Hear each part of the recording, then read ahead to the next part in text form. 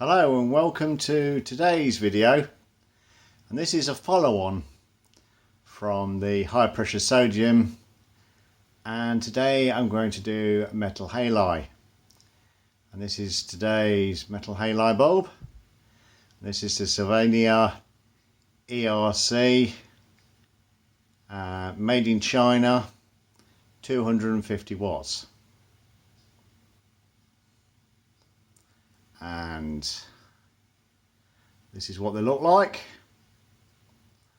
Big chunky little bulb in the center. Inside is some mercury, some iodine and some other exotic metals which make up the halides. And when these come on, I'll screw the bulb in first. There we go.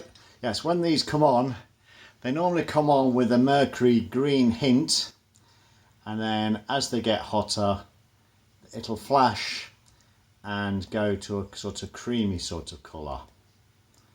But before we get into that, I'm going to show you what happens when these fail, because these cans fail spectacularly.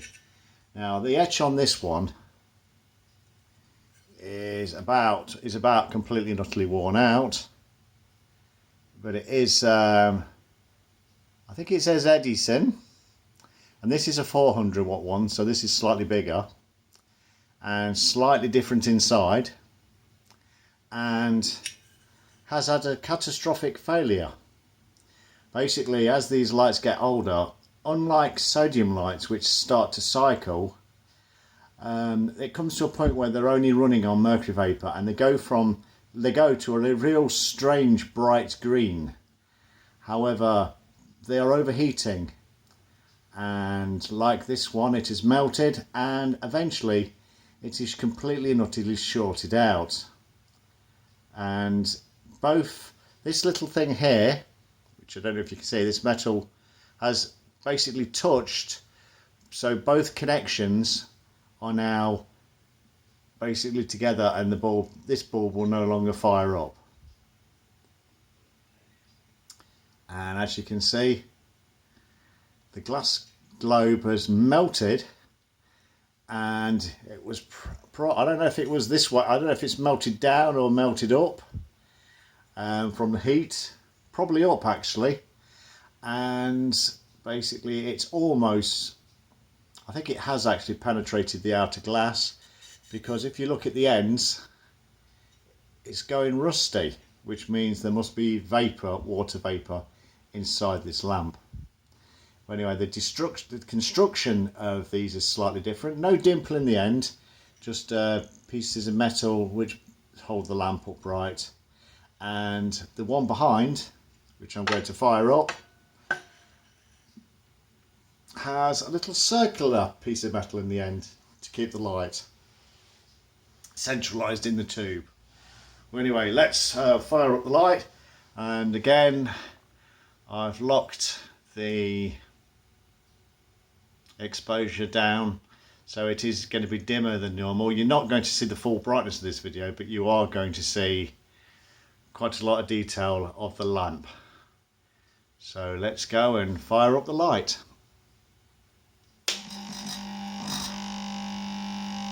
Again, we've got our igniter kicking up a row.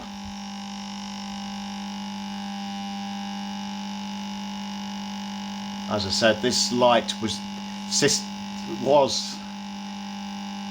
designed for this bulb, and I'm going to turn off the studio light straight away before it gets too bright.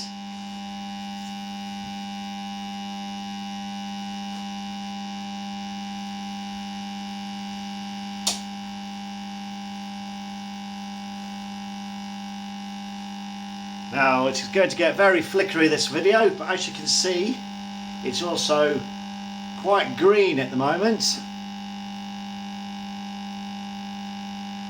as in it's only the mercury that is currently burning in this light. And as the light gets brighter and hotter, the other exotic metals will eventually, after about 3 or 4 minutes, take over, and then the light should turn to a more creamish colour. And I hope we're going to see this on camera.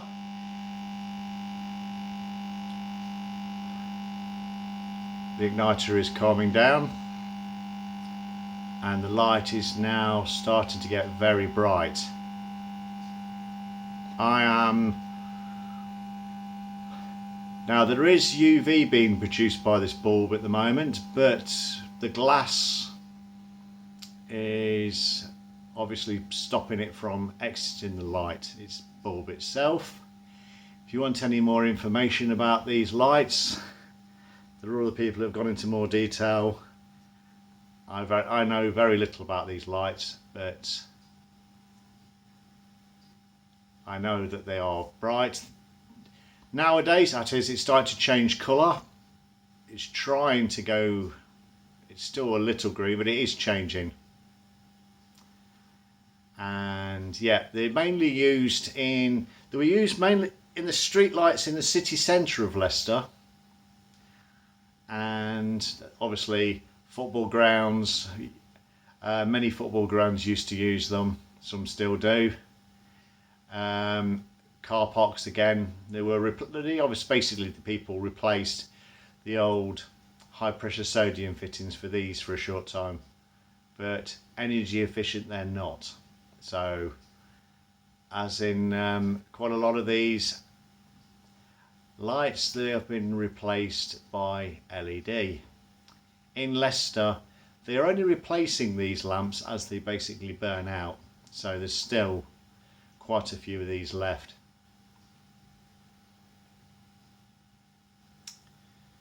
Well, anyway, the light now does appear not to be green anymore. The background is, even though it is dark, it is kind of a creamish sort of colour.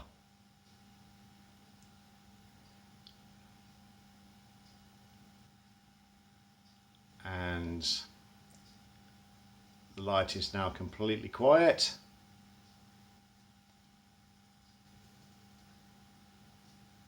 Apart from a gentle hum from the transformer. We're coming up to just under 8 minutes, and when we get to 8 minutes or just after, I think we'll end this video with shutting down the light, and then we'll see the glow in the glass bulb in the centre of this lamp. But anyway, I hope you enjoyed this fairly short video on metal halide lamp, 250 watt, made by Sylvania in China, like most things are nowadays. Obviously the only reason everything is made in different countries is because when it becomes cheaper to make it somewhere else, everyone moves and makes it there. And then when another country turns up, it's even cheaper than China, everything will be made there instead. So we look forward to the next country where light bulbs will be made.